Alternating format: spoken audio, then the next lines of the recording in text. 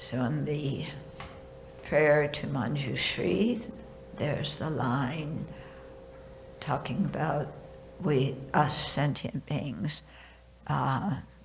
being confined by the iron chains of our karma. So think about what that means. How we want happiness, not suffering, but having created non-virtuous actions, destructive actions in the past, and not having purified them, then we are sure to experience the result and,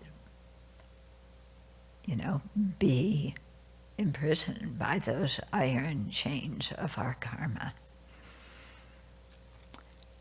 So this is a message to see our own situation and the situation of all beings, have compassion, but also have a stronger aspiration to abandon our non-virtuous actions of body, speech, and mind,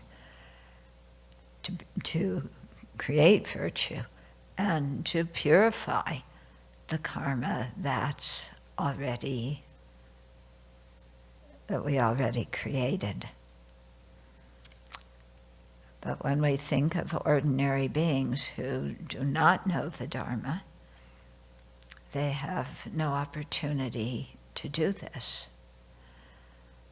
So then the chains of the karma are really firm.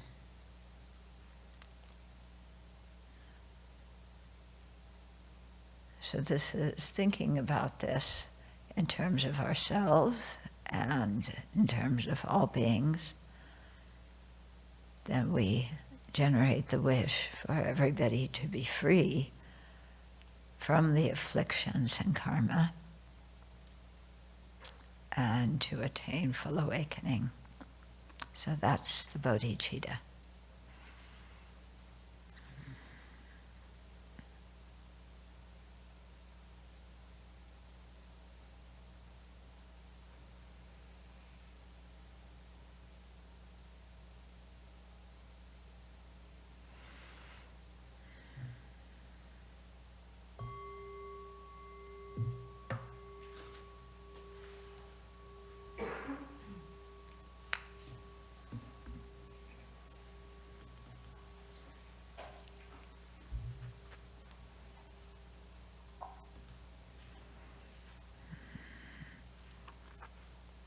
Okay.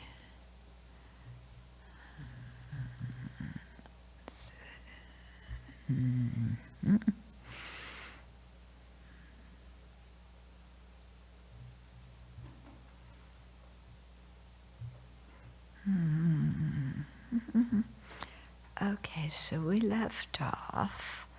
We did the section on nirvana.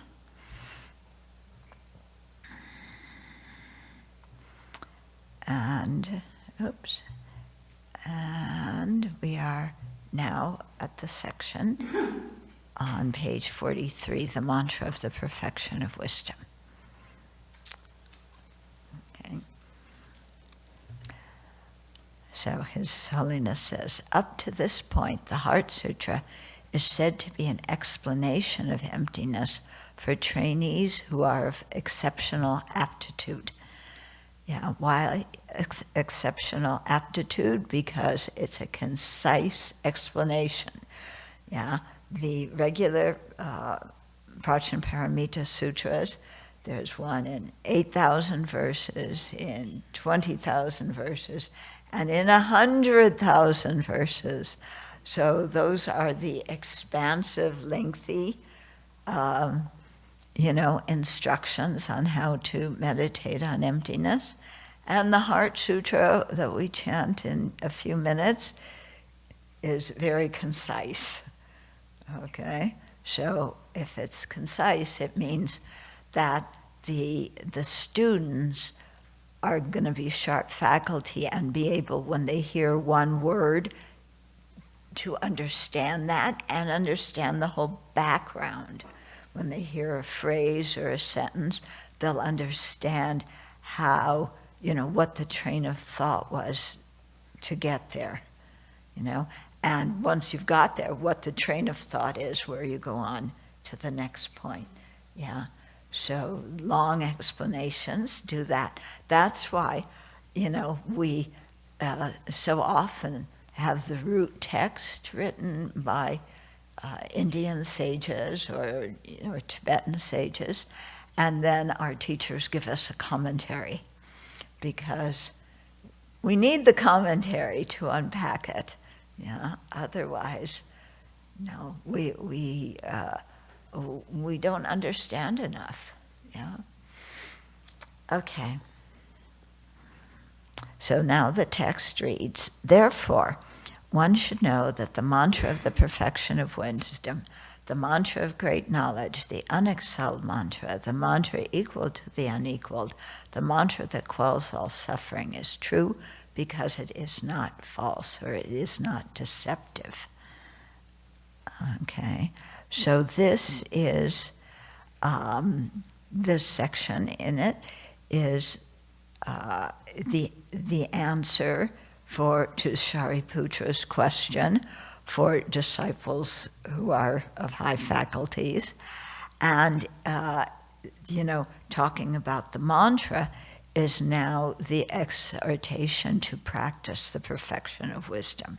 In other words, it's been explained, now we're going to talk about practice. I mean, we should have been practicing beforehand, but it's going to give a very, very concise thing of what practice means.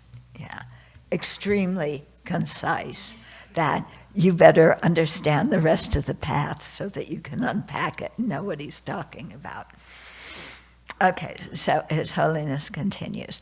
The perfection of wisdom, or prajnaparamita itself, is referred to here as a mantra. The etymological meaning of mantra is to protect the mind.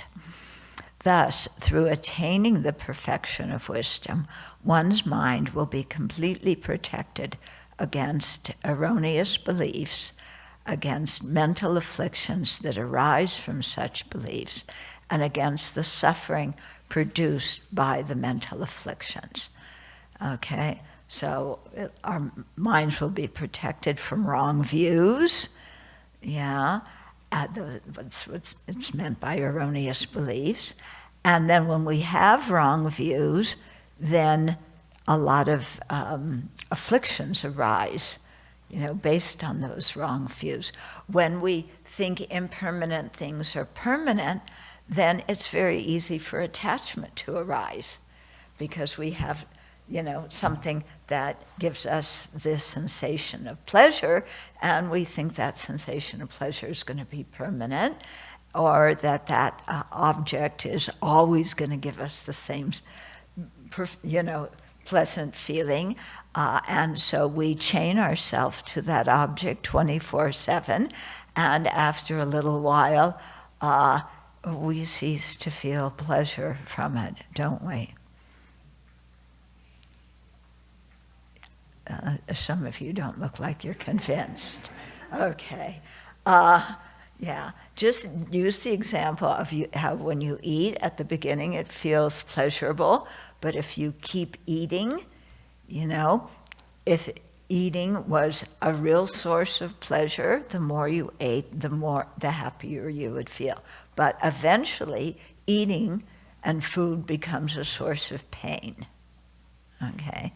If that doesn't hit you, remember when you fell in love, and imagine being chained to that person, so you were always with them, because if they were the real source of your happiness, you want to always be with them day and night, 24/7, 25/8.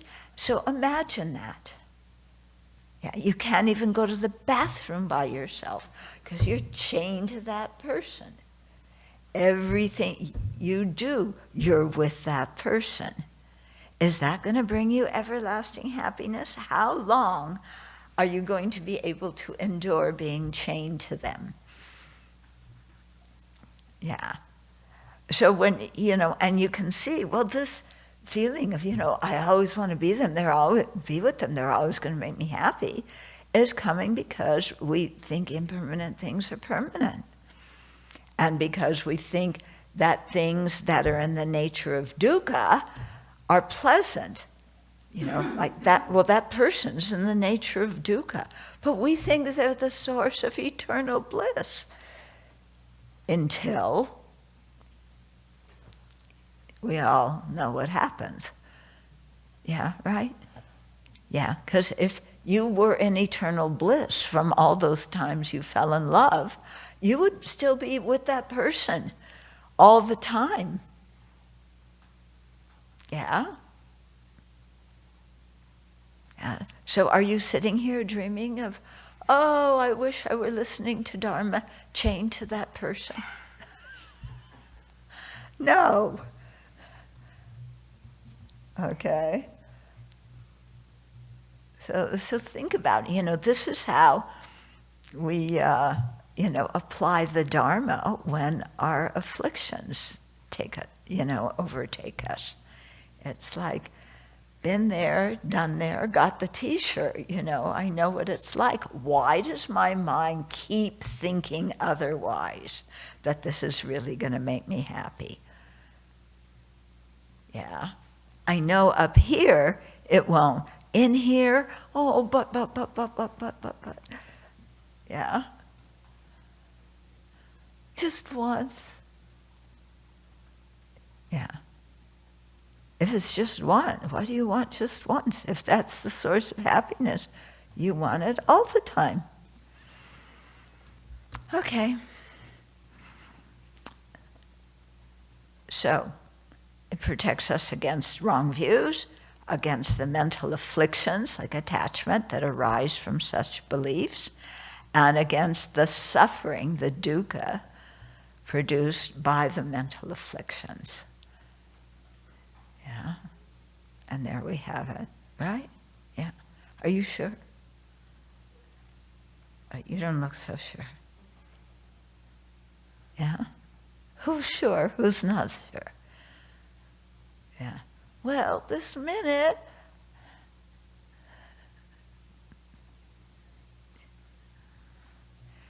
Okay. So this is what practice is about. Remember, making the unfamiliar familiar and making the familiar unfamiliar. Mm-hmm. Okay. The perfection of wisdom is called the mantra of great knowledge. And here he's going to go through each one of those epithets in the text, okay? It's called, like Geshe-la did, in the last teaching. Yeah. He wasn't doing it about this, but something else. Okay, so perfection of wisdom is called the mantra of great knowledge because thoroughly understanding its meaning eliminates the three poisons of craving, hatred, and delusion, okay, of ignorance, anger, and attachment. There's different ways of saying it. Yeah. So that's why it's called the mantra of great knowledge, because when you understand it, yeah, you're not overwhelmed by craving and animosity and ignorance, yeah. Okay, it is called the unexcelled mantra because there is no greater method than the perfection of wisdom for saving one from the extremes of cyclic existence and isolated peace of individual nirvana. Okay, so it's why is there no greater method? Because the perfection of wisdom, the wisdom realizing emptiness directly, abolishes, counteracts the ignorance that is the root of our problem. Okay, so it eliminates the afflictions, so it saves us from cyclic existence, and it also eliminates the cognitive obstacles So it saves us from the extreme of isolated or personal peace of around nirvana. Yeah, that says to everybody else, ciao, nice knowing you, I'm off to nirvana, good luck everybody. Yeah. Okay. So it is called the mantra equal to the unequaled, because the awakened state of the Buddha is unequaled. Yeah? And through the deepest realization of this mantra, one attains a state equal to that state. Okay, so Buddhahood is unequaled. Nobody else has a higher realization than a fully awakened being, because they have eliminated all the obscurations and developed all the good qualities limitlessly. So Buddhahood, the Buddha is unequaled. Yeah. So when we say equal to the unequal, it's like, we're trying to get there. Okay. Through the deepest realization of this mantra, one attains a state equal to that state. Okay, so it's saying, the Buddha's state is unequal, but we can attain a state equal to that state by practicing the perfection of wisdom. Yeah. Okay, finally, the perfection of wisdom is known as the mantra that quells all dukkha, or quells all suffering, because it quells manifest sufferings and also removes all propensities for future suffering. Okay, so it quells manifest sufferings. So this is, when you think of emptiness, just even a little bit, and apply it, when somebody says something, that you interpret as offensive, they're bossing you around, they're criticizing you, they're insulting you, then if you just stop and say, okay, who is being criticized? Who is being insulted? And you just ask yourself, who, they're criticizing me. Okay, who is me? Who is the I that is the object of this criticism? And then you search for that I. It's me, it's me, it's me. Well, what is me? What is I? Yeah. Are they insulting my body? Well, yes, they said I was ugly. Yeah, so does that mean I'm my body? Because they were saying I was physically ugly, so, they insulted me. I am insulted. I was insulted. Yeah, so does that mean I'm my body? If I'm my body, then everything I do is limited to what the body does. Because the body can't think. We can no longer say, I'm thinking. If we're our body, then we can't say, I'm thinking, I'm feeling, I have aspirations. Because the body doesn't do any of that. The body is just a bunch of vegetable glue. Yeah. Then you say, oh, they were insulting my mind. Yeah. They said I didn't know what I was talking about. They insulted my mind. Which mind? What mental state? The sleeping state? The awakened state? No, it's got to be the awakened state. Yeah. Then which awakened state are they insulting? Yeah. The one where I'm, figuring out how many vegetables to put together with that rice to make one delicious spoonful at lunch? That mental consciousness? Is that what they're insulting? Yeah? check all your mental consciousnesses. Which one is the object of that insult? And so in this way, when you're checking, the feeling of pain diminishes because you can't find, who is the object of that insult, and you can't find the person who's experiencing the mental discomfort. Yeah, who is hurt by this? I am. Oh, what is the I that's hurt? So just even doing that, in a real life situation, taking a few minutes to do that, it diminishes the manifest suffering that we have now. Yeah.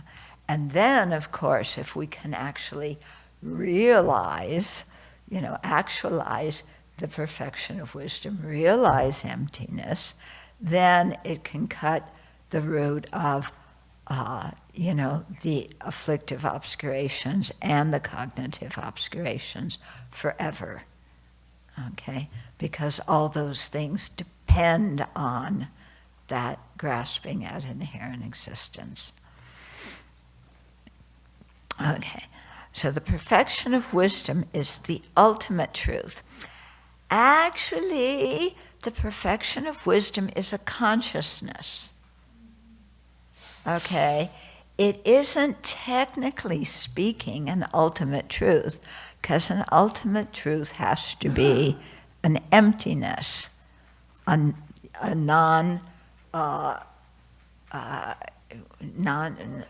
non-affirming negation.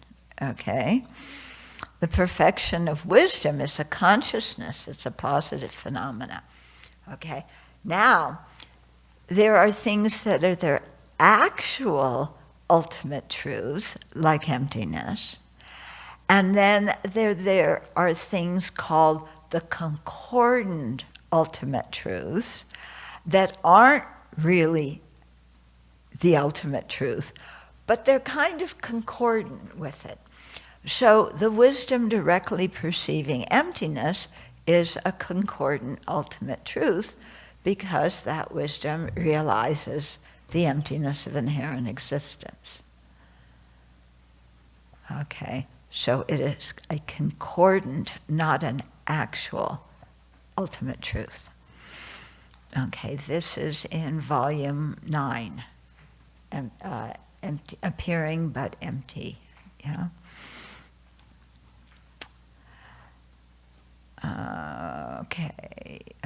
The perfection of wisdom is the ultimate truth. It's the concordant ultimate truth. Thus the statement, it is true. In the realm of, what it realizes is true. Yeah. In the realm of ultimate truth, there is no disparity as there is in conventional reality between appearance and reality. And thus, the manifest ultimate truth is not deceptive. What's the manifest ultimate truth? The object that the perfection of wisdom is realizing. It is the emptiness of inherent existence. That is getting realized directly. Okay? And that emptiness is not deceptive. It is the nature of phenomena. Everything. It's the nature of everything. This non-deceptiveness also suggests that through actualization of this mantra, the perfection of wisdom can enable us to attain total freedom from dukkha and its causes. From this perspective, too, we can say that it is the truth. Okay? So that it suggests that through gaining this wisdom realizing emptiness, and realizing that the actual nature of how all persons and phenomena exist, that can free us from suffering. And that is a true statement. Okay, that is a conventional truth, but it is a true statement. Yeah. Okay, so the mantra of the perfection of wisdom is proclaimed, Tadyathā gate pāragate pārasaggate bodhi svāhā. Shariputra, the bodhisattva, the great beings should train in the perfection of wisdom in that way. Okay, so in Sanskrit, Tadyathā literally means it is thus. So it's like, it is like this. Pay attention. It is like this. Yeah, that's what Tadyathā means. Yeah, we say Tadyathā and then we, go off into our dream world. But it should be Tadyathā. Wake up, pay attention. This is, the way it is. Yeah. Okay, so Tadyathā literally means it is thus and prepares the way for what follows. Okay, gate means go, pāragate means go beyond, pārasaggate, go totally beyond, and bodhi svāhā can be read as be rooted in the ground of awakening. Okay, now here it's translated as go, but I've also heard it translated as gone. Yeah, that's how I've usually heard it. Gone beyond, gone completely beyond, bodhi, svāhā. Okay, so thus the entire mantra can be translated here as go beyond, go totally beyond, be rooted in the ground of awakening. Okay, so another way, gone beyond, gone completely beyond, awakening, so be it. Okay, so bodhi means awakening, so be svāhā, kind of is like amen, it means so be it, this is the way it is, yeah. We can interpret this mantra metaphorically as go to the other shore, which is to say abandon the shore of cyclic existence, that is unawakened existence, which has been our abode since beginningless time, and cross to the other shore of nirvana, the complete liberation. Okay. Then, yeah, you had a question?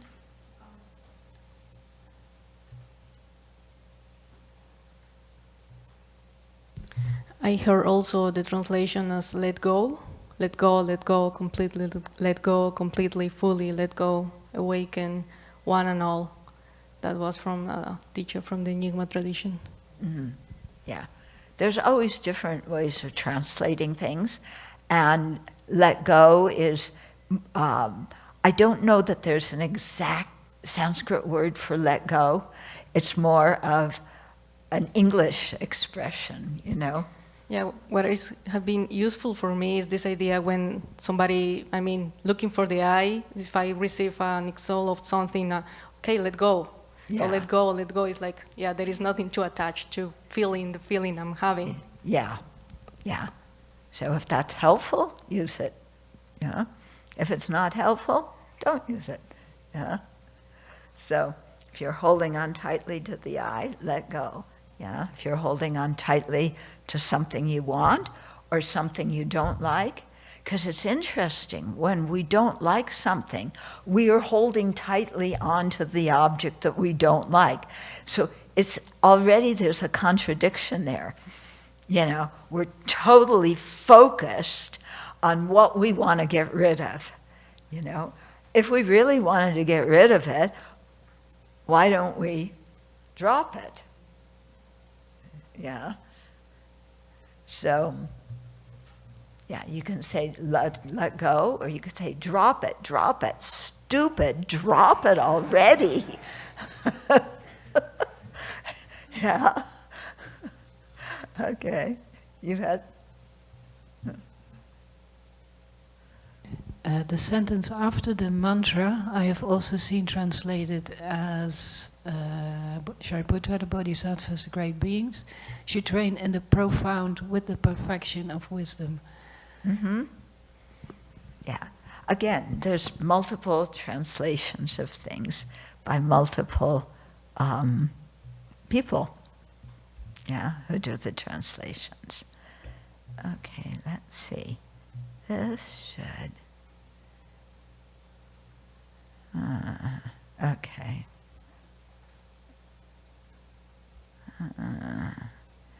Hold on. Yeah, and His Holiness is also saying metaphorically, so, that it means go to the other shore, So instead of the shore of where we're at in samsara, cross the ocean of samsara and go to the other shore. Okay, now the implicit meaning of the Heart Sutra. This is quite interesting. So the mantra contains the implicit or hidden meaning of the Heart Sutra. Okay, so remember the explicit meaning was about emptiness. The implicit meaning is about the paths and stages and all the practices you do, which are, even though those things can be realizing, that can be consciousnesses realizing emptiness, they are still conventional truths. Yeah. Okay, so now he's going to talk about those. Yeah. Oops. Okay. Okay, so implicit, the mantra contains the implicit or hidden meaning of the Heart Sutra, revealing how the understanding of emptiness is related to the 5 stages of the path to Buddhahood. So it's related to the 5 paths, actually, I would translate it as. So in this mantra, we can read the first go or gone as an exhortation to enter the path of accumulation, that is, accumulating merit and wisdom. And the second as an exhortation to enter the path of preparation, that is, preparing the mind to deeply perceive emptiness. This path is marked by the attainment of a union of serenity and insight, or shamatha and vipassana. Go beyond refers to the path of seeing, that is, seeing reality, that is, the direct and unmediated realization of emptiness. A practitioner who sees in this way has become an Arya or noble being. Go totally beyond indicates the path of meditation, wherein one becomes deeply familiar with emptiness through constant practice. The final part of the mantra, bodhi svāhā, is an exhortation to establish oneself firmly in the path of no more learning, which is said to enter final nirvana. Okay, so this is going through the 5 paths that a bodhisattva goes through. Yeah, and this is also explained in volume 6 in Courageous Compassion. Yeah, so the first go, go or gone. So it's the path of accumulation. For a Shravaka or solitary realizer, when they have their 5 paths, which have the same names but are slightly different in terms of what they accomplish. For the Shravakas, it is, and solitary realizers, it's the renunciation of samsara, the aspiration for liberation. For bodhisattvas, you enter the bodhisattva path of accumulation when you have bodhicitta, spontaneous bodhicitta.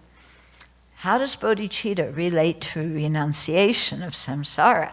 Well, bodhicitta is renouncing the samsara of all sentient beings, aspiring for the liberation, not just of samsara, but of all, even of complacent peace. The nirvana of an arhat is renouncing all of those for full awakening. Okay, so that's how you enter the path of accumulation. So in English, we talk about the path as we say, well, I'm on the path, as if the path we use the word path because it's a physical thing. So we see the path to liberation as I'm on the path, and so here I am, I just kind of walk on it. Actually, when you study, path means it's a consciousness. Okay? It's not a path, it's not that, it is a consciousness. So you actualize the path when you gain a certain state of consciousness, a certain type of consciousness, okay? So you enter the path of accumulation when you have spontaneous bodhicitta, which means whenever you see some sentient being, instead of our usual mind going, oh, they look good, they don't look good, I want to get to know them, I don't want to get to know them. Oh, they're like me, they're different from me. Oh, they're this, they're that. Am I going to fit in with them? Are they going to fit in with me? All our usual conceptions when we greet a new person or meet a new person or even see a person we already know, instead of all that rubbish, which is all, namtok. Yeah, remember namtok? Superstition, Lama said. It also means proliferation of just useless thoughts. Yeah, the path consciousness is something useful, whenever you see a sentient being, your response is, I aspire to be enlightened in order to benefit that being. Yeah. This is a very good thing to practice day by day, as, when in the morning when you're bowing to everybody, in the evening when you're bowing to everybody, as you bow, have the thought, I'm seeking to be enlightened for the benefit of this sentient being. So it's reminding you, every single sentient being is important if you want to be enlightened. Yeah, bodhicitta covers everybody. So that means that when you bow to everybody else in the community, you can't bow like this. You know how you don't want to look at some people? It's like, so, the friends, I bow, and you, No, it means you have to look at each person and train your mind, to have a positive aspiration when you see them, instead of, oh, that person always bosses me around. Oh, this one, they're a flake. This one, is too conceited. That one just puts themselves down and is totally self-absorbed. Instead of all of that, train your mind in a positive thing. I do this sometimes when I'm waiting for planes and I'm walking through airports. I just look at all the people. Or it's also good to do when you're stuck in a traffic jam. Look at all the people around you who are strangers and think, why am I practicing Dharma? To become enlightened for their benefit. Yeah. It's not just some abstract, the benefit of all sentient beings. It's so easy to want to benefit all sentient beings, isn't it? Yeah. But that guy who just cut me off on the highway, I want to attain awakening for their benefit. Okay? So this is one way to train yourself, just to enter the path of accumulation. So actually, technically speaking, we are not on the path yet, okay? You have to do a whole lot to get on the first path, okay? It involves a lot of training of the mind, yeah? Okay, the second path, the second go, or the second gone, second gone, is gone or go to the path of preparation. So from the path of accumulation, you go to the path of preparation. The demarcation of doing that, okay? When you're on the path of accumulation, you're developing your bodhicitta, you're creating merit, okay? So you remember the two collections, collection of wisdom, a collection of merit. You're collecting merit, and you're also meditating on emptiness, okay?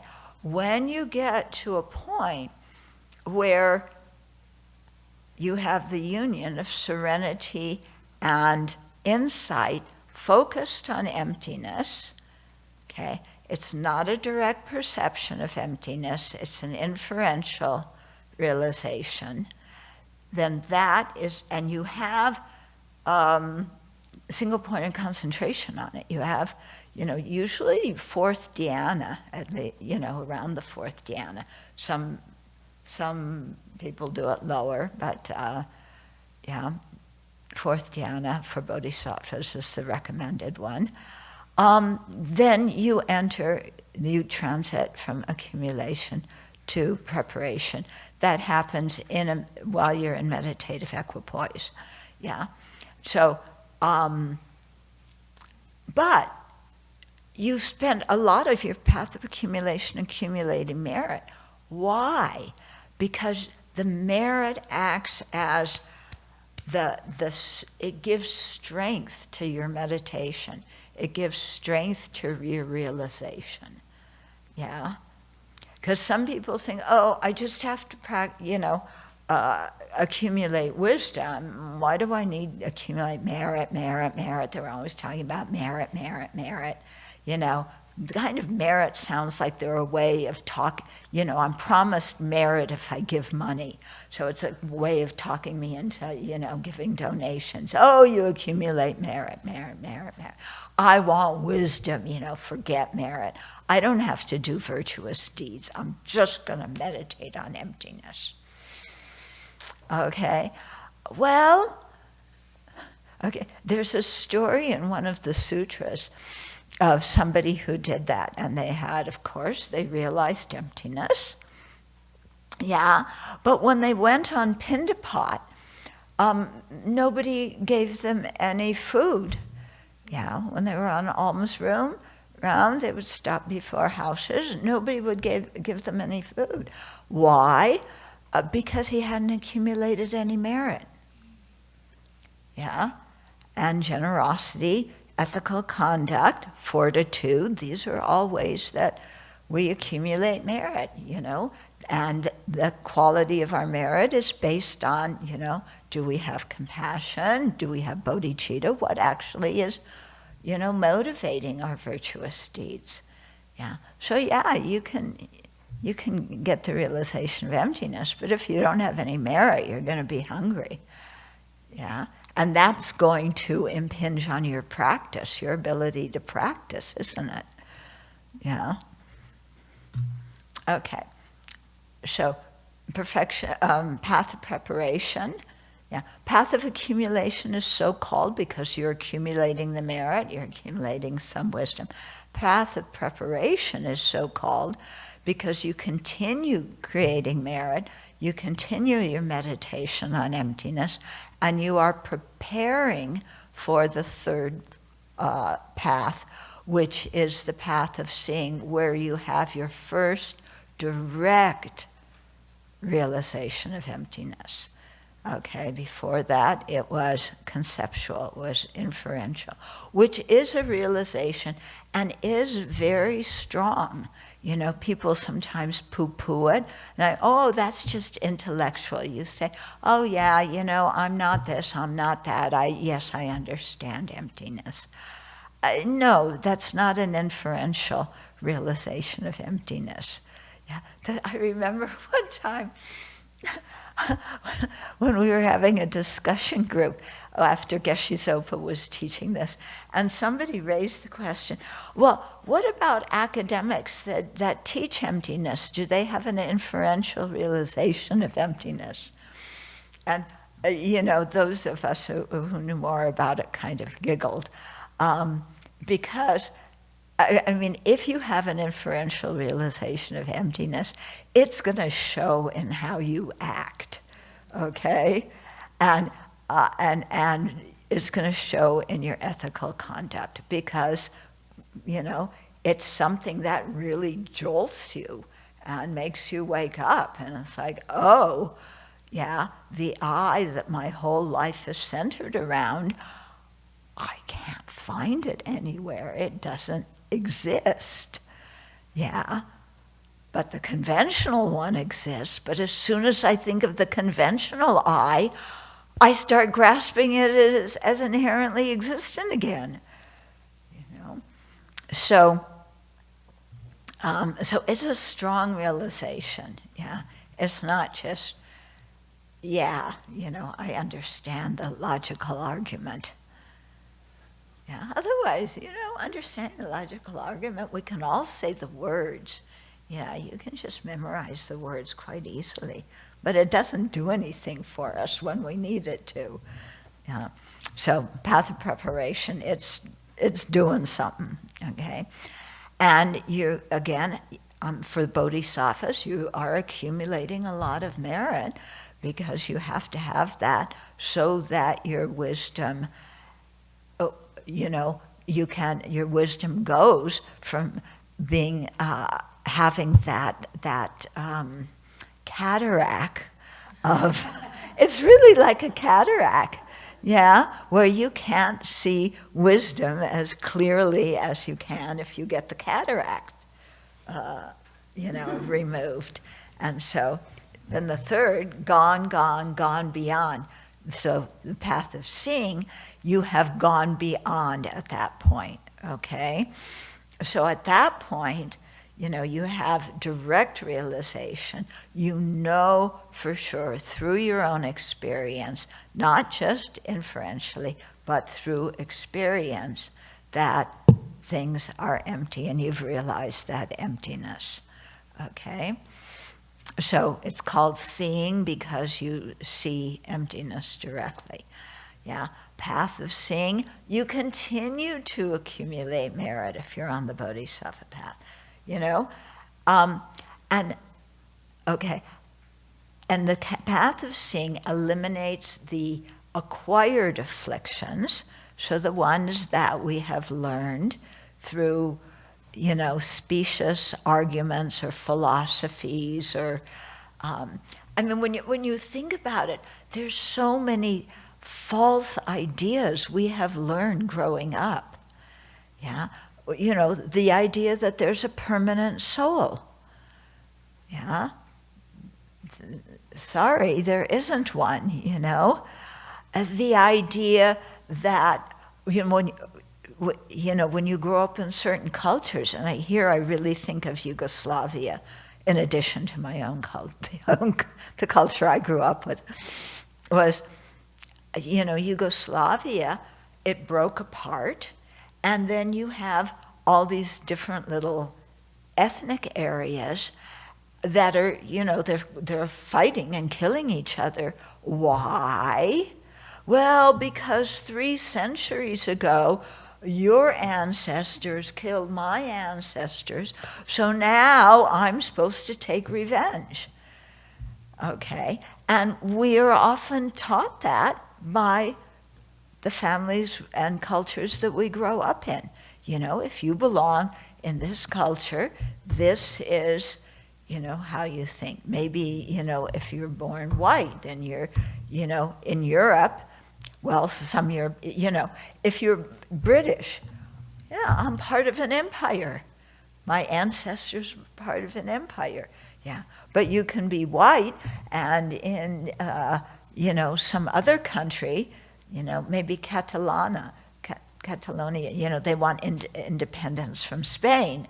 Yeah. Oh, well, the Spaniards have always put us down. Yeah.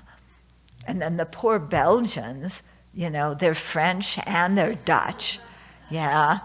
But wait a minute, we want our own thing, but, you know, whose grievances do we carry?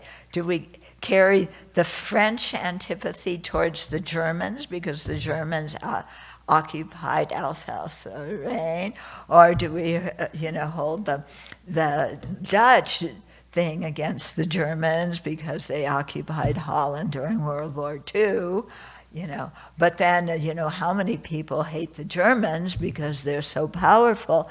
And, you get, when you hear family history and you hear the biases and prejudices of our, have been passed down, then we say, well, I belong to that group, so this is how I think. If you grow up black in America, you yourself weren't enslaved, but I come from that lineage, so I suffer from that feeling of being enslaved and oppressed.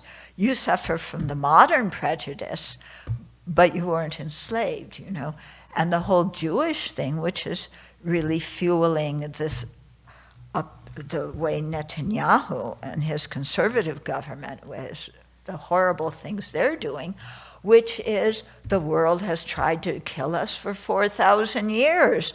And, after the Holocaust, we're saying never again. So,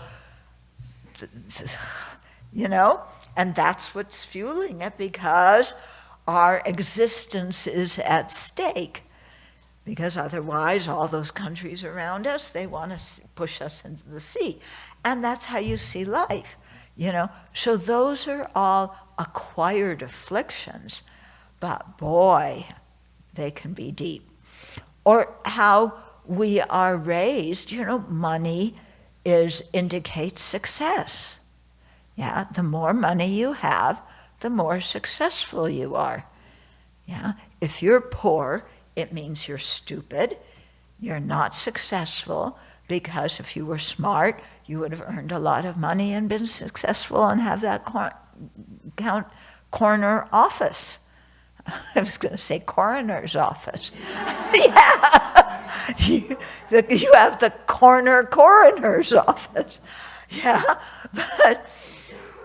and we're taught that, since you're this big. And then you grow up, and yes, money is I have to make money. My parents raised me, and they were kind to me, and I have to have a lot of money to show them that they raised me well. Otherwise, they'll think they're bad parents. Otherwise, I'm not repaying their kindness. Because they need somebody to brag about, because when they talk, no, that's what parents want. What do you talk about when you're a parent? You talk about your kids. Either that or you talk about your spouse, but that's not so much fun anymore. But now you talk about your kids, and, oh, my kid just graduated from kindergarten. I love that. You graduate. Now you even graduate from nursery school. Yeah? Why do kids need to graduate from nursery school?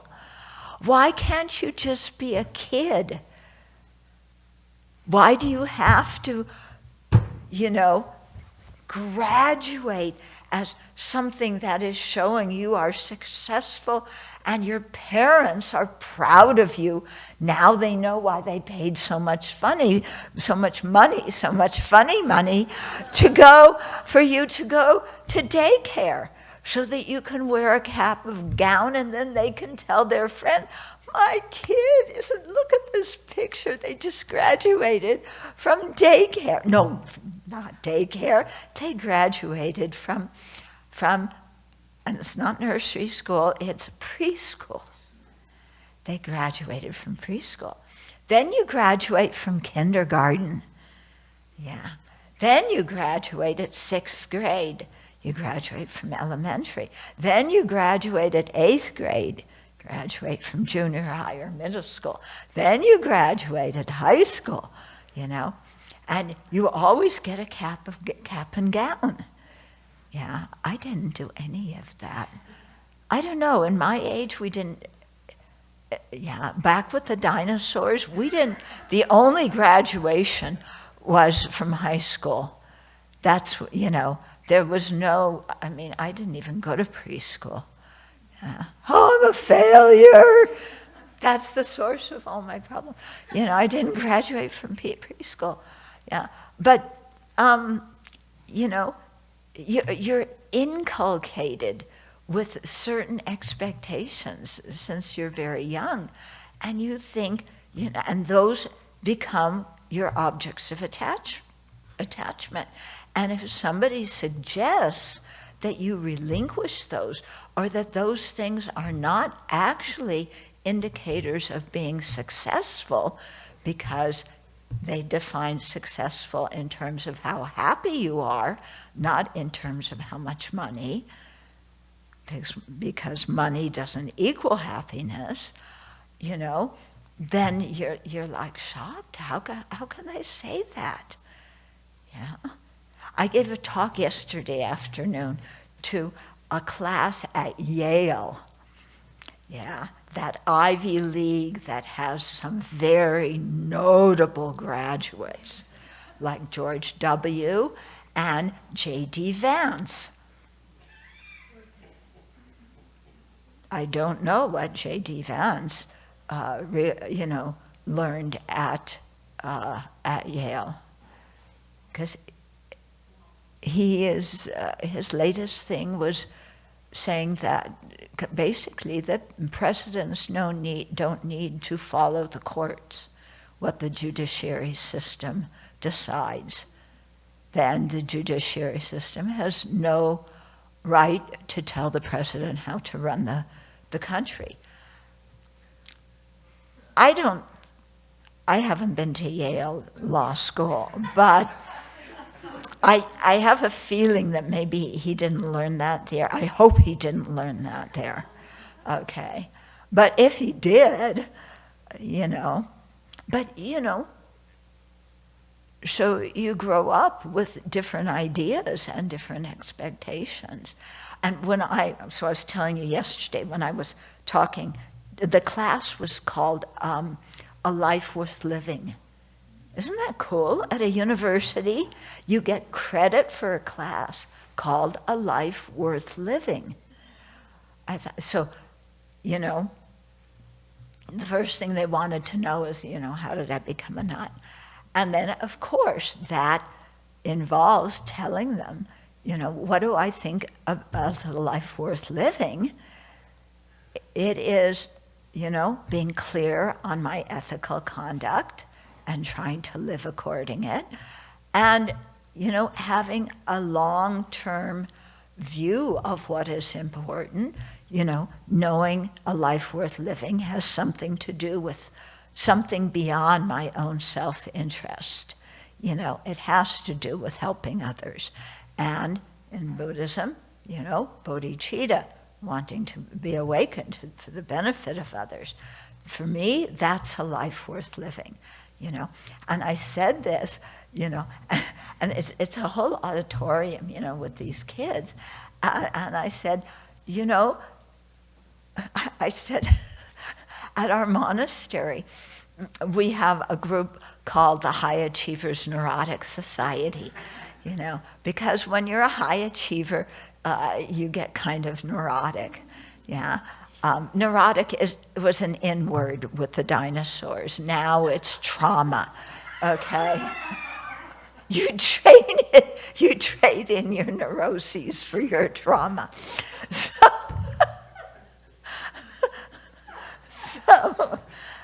yeah, don't you remember when we were all neurotic? Yeah? Nobody now says they were neurotic. They say I was traumatized. Anyway, so where were we? We were stuck between neuroses and trauma. So I was saying, for me, the purpose, because one woman asked, we heard about, not being attached, but how does not being attached fit with setting goals for yourself? So that's when I talked about the high achievers neurotic. Because when you're a high achiever neurotic, what do you have? You have lots of goals for yourself. I told you about that guy I dated in college, who had his whole life planned out. and I'm going to go to medical school and this, and then I'm going to specialize in this, and at that point I get married, and at this point I have children, and nothing has happened yet. And the whole thing, and then he said, and then I die. And that was always, where we stopped the conversation. I said, well, what about when you die? What does that mean? Yeah. So he actually lived out his whole plan. Yeah. Was he happy? What? Was he happy? I don't know, temporarily, maybe. I mean, he's doing good work as a physician and involved in medical research, until, of course, Elon has cut the money for medical research. Because he's downsizing the government because it's too wasteful. Anyway, so we have a lot. My point is here, we have a lot of acquired afflictions that we just take as true, that we don't question. And one thing I think about Dharma and about spiritual practice in general is it makes us question everything. Yeah, and we have to question everything. If we don't question, then we just believe things because we were taught that.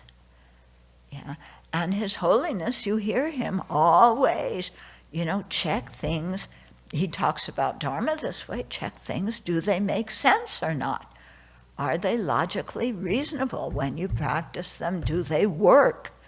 Yeah, don't just take it on, because I say so, he said, And so it really, I think, when you learn something about bodhicitta, which totally, I don't know about you, but it totally reformatted the way I look at things in my life. And even just something about emptiness, even though you don't understand much, it's like, oh, things don't exist the way they appear to me to exist. Yeah, that's got to have some effect, and then you start questioning, is money the source of happiness? And I said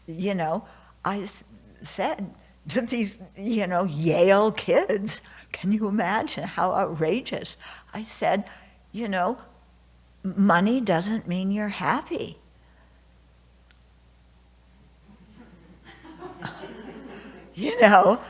Having a corner office doesn't mean you're happy. Yeah. And then I talked about how several years ago, when Bill Gates' best friend was dying, I was asked to come and help because the family was inclined toward the Dharma. And the memorial service was at the Gates' estate. Yeah. And how after that, I went and I took a walk in the park, near where I lived. And I just thought, wow, I am so free. I can take a walk in the park. Nobody's going to try and kidnap me. Nobody's going to mug me. I just have so much freedom because I'm anonymous. And I thought, the Gates family, they can't just, take a walk in the park. They can't go anywhere and be anonymous. There's always people staring at them, asking for their autograph, criticizing them, commenting on their life, and especially their little kids. Yeah, they can't just go and play in the middle of the street. Yeah, that's what I used to do, You go out in the middle of the street, you meet the other kids, and you play. And when you're the son of or daughter of a rich parent, you can't do that. You can't even walk to school by yourself. So, I was telling those students, I felt so much freedom that they don't have because of their wealth. Yeah. So wealth may give you freedom to do some things, but it also inhibits you from doing other things. And it's the same with fame. You know, if you want to be famous, when you're famous, other people have so many opinions about you and your life and how you should live your life. You have no freedom. Yeah? Okay, back to go, gone beyond. Yeah? Yeah. The point is you have reoriented your priorities in life. Yeah. And when you realize emptiness, yeah, that's a dramatic reorientation, because you're seeing that all those things that you were grasping onto as inherently existent were all things that you projected. They did not have those qualities that you thought they had. Yeah? And so your whole view was wrong. As kind of like wrong, totally wrong. Yeah. Remember how one of Jeffrey's teachers told him, when you become Buddhist, you have to get used to being wrong a lot? Yeah. The self-centered thought is wrong. It says, I will make you happy, follow me. It doesn't make us happy, it makes us miserable. We follow it, we're wrong because it's wrong. Yeah, the self-grasping ignorance thinks it sees reality. It doesn't, we're wrong. Yeah, so, I don't know which teacher it was that said that to Jeffrey, but that teacher wasn't wrong. You know, we have to get used to being wrong. Yeah?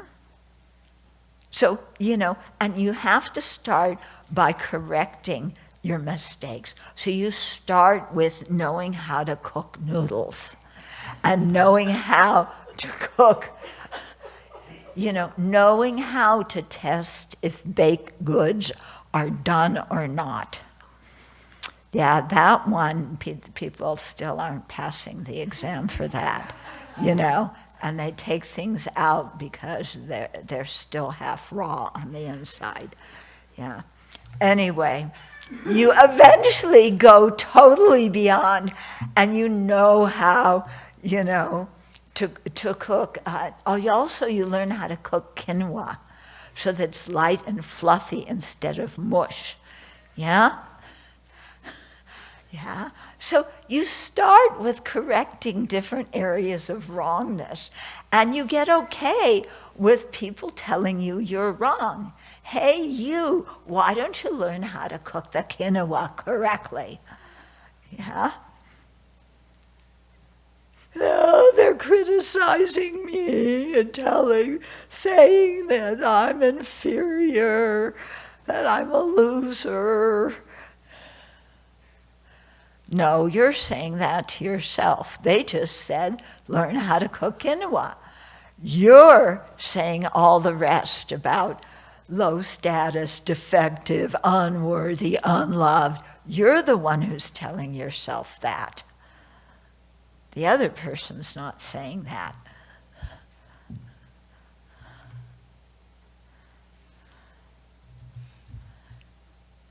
Okay. So that's the path of seeing. You saw emptiness. Yeah. Then you go on to the path of meditation. So meditation, you know, we think meditation is sitting cross-legged, yeah, with your eyes closed. Meditation comes from the word, you know, in Tibetan and Sanskrit, comes from the same word as to familiarize. So meditation means you are familiarizing yourself with something, with some new understanding. So on path of seeing, you saw emptiness directly. Path of meditation, you are now familiarizing yourself with seeing emptiness. Okay? The emptiness you see on the path of seeing and path of meditation, it's the same emptiness, okay? So your mind hasn't changed in terms of what you are seeing, yeah? You're not seeing emptiness in a new way, yeah? But what has changed is the mind seeing emptiness, because on path of seeing, you could eliminate the afflictive, the acquired afflictions from, get rid of them. But your mind didn't have the power to eliminate the afflictions and the seeds.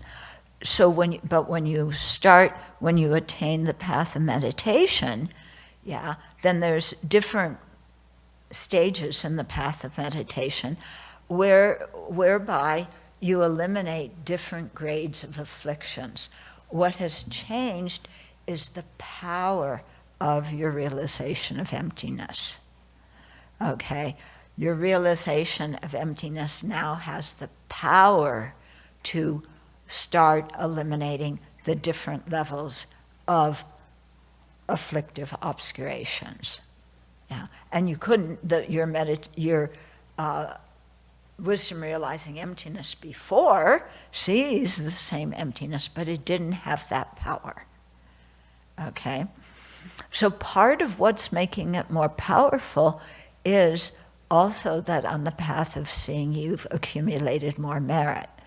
What is the main thing on the bodhisattva path that makes us accumulate merit, and that strength, makes our accumulation of our collection of merit stronger? It's bodhicitta. Okay, why does bodhicitta have that power? Because bodhicitta is directed towards all sentient beings. So it's very vast, it's all sentient beings.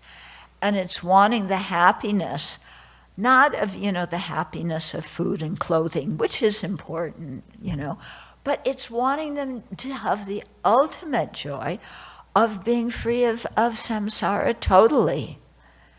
Yeah. So bodhicitta is very powerful because it's such an expansive mind. All sentient beings, the highest happiness. Okay? So therefore, when you do things with bodhicitta, the merit becomes quite powerful, and you are able to accumulate a lot of merit, which you don't accumulate if you're just saying, I'm doing this for my own liberation. You're accumulating merit, but the merit isn't going to lead, to ultimate awakening. First of all, because you're not aspiring for it. But second of all, because the merit isn't going to have that power. Okay. Then, so you practice on the path of meditation, That's taking a while because there's all these different layers of ways of dividing the afflictions according to the realms and according to the gradation and everything, which we will not go into right now. You go into that when you study Salam, the paths and stages. And also when you study Ornament of Clear Realization, it talks about that. So then, at the very end of the path of meditation, that's when you have that Vajra-like meditative concentration. It's like a Vajra because, diamond or adamantine. The idea is that it is hard, and it's hard because it's clear. It knows what emptiness is. It knows how things are. So that is the last meditative equipoise that you're on the path of seeing. And with that, then you eliminate the extremely subtle cognitive obscurations. So the extremely, extremely subtle appearance of inherent existence. And then the next moment, you know, that was what's called your uninterrupted path. Then when you transfer to a liberated path, then you become Buddha. The next moment in your meditative equipoise is now you are Buddha, okay?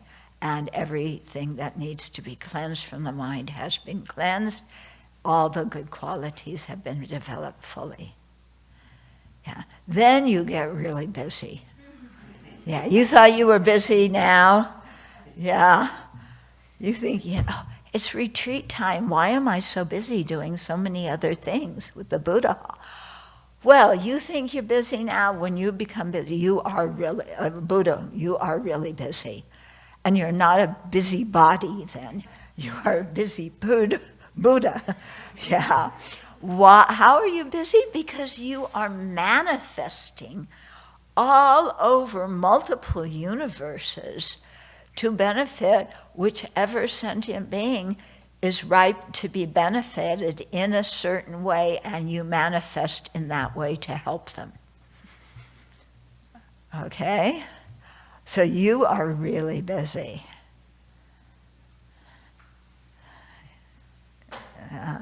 And what's really cool is you don't get tired. Yeah? You're so busy, but you don't go, oh, I'm so exhausted. I can't show up for my morning equipoise. I'm going to sleep through my morning meditative equipoise on emptiness because I'm just so exhausted, manifesting in so many universes for so many sentient beings who don't listen to me anyway, and I'm just tired and I'm sleeping this morning. You don't get exhausted when you're a Buddha. Yeah, wouldn't that be kind of cool? You don't get exhausted and you don't get discouraged. You don't say, oh, well, I'm manifesting, I'm doing this, all this, I teach the same thing every year, blah, blah. And that's what they take it as, is blah, blah. They goes in one ear, out the other, I think of my teachers, I listen to something that one of my teachers is giving now. It's the same talk as they gave me when I was first starting. Why? Because I haven't understood it. Yeah. So, but they teach it again and again and again. And I go, oh, I've heard it already. Yeah, why don't they teach something new and sexy? Yeah. I want something new and exotic, This is just the same old thing. Yeah, the self-centered thought is the cause of your misery. Oh, God, it's like a broken record. But the self-centered thought, it is the cause of my happiness. It's telling me to do this, and when I get that extra serving of chips, before the Abbas told somebody not to bring chips in the future, I got my whole plate full of chips. Yeah, so now I have real happiness. Yeah, I believe my self-centered thought, it's my refuge. I salute it, I follow it, I do what it says, That's the way sentient beings think. The Buddha's going, oh God, again. They've learned this text. I've taught them, the 8 verses of thought training. I've taught them, 7-point mind training. I've taught them mind training like rays in the sun. I've taught them this thought, the wheel of sharp weapons. I've taught them the 37 practices. They all talk about the defects of self-centeredness, and I've taught it over and over, and still they don't do it. Do you think the Buddha just gets so exasperated and so depressed? I've worked so hard. I attained awakening. I practiced 3 countless great eons. Do they even realize what I've sacrificed to benefit them? And they don't it goes in one ear and out the other. No gratitude. I'm resigning. Yeah. The point is, you become Buddha, you don't get discouraged, you don't get fed up, you don't get exhausted. Yeah. You're on full time and you have the ultimate happiness. Yeah, how's that for a redefinition of happiness? Yeah, why are you happy all the time as a Buddha? Because you take joy in doing something meaningful for sentient beings, because that's going to have long-lasting benefit. Yeah, you could give them all chocolate, but that's only going to give them cavities. Yeah. You give them the Dharma, even it takes a while, eventually they'll get there. And even in the interim, they're a little bit happier, they're starting to think deeper. You're happy as a Buddha. Yeah? So it's a whole different way of what makes you happy. Mm-hmm. So, with that, we're stopping. Where are we stopping?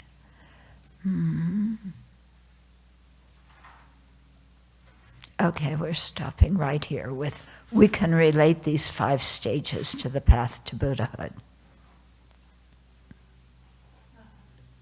Okay, so we will stop there. Because now, what's going to give you the ultimate happiness on a day of precepts is benefiting sentient beings. Oh, there she goes again, same old saying. What's going to bring me ultimate happiness is lunch. Yeah, and we're already 1 minute late for lunch. Oh. Okay. So with that, we will pause to be continued.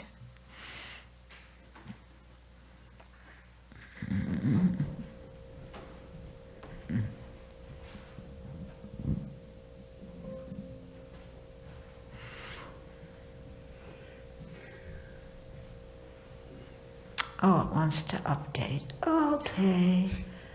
You always want to update. It says, yeah, I want to update. I'm learning new things.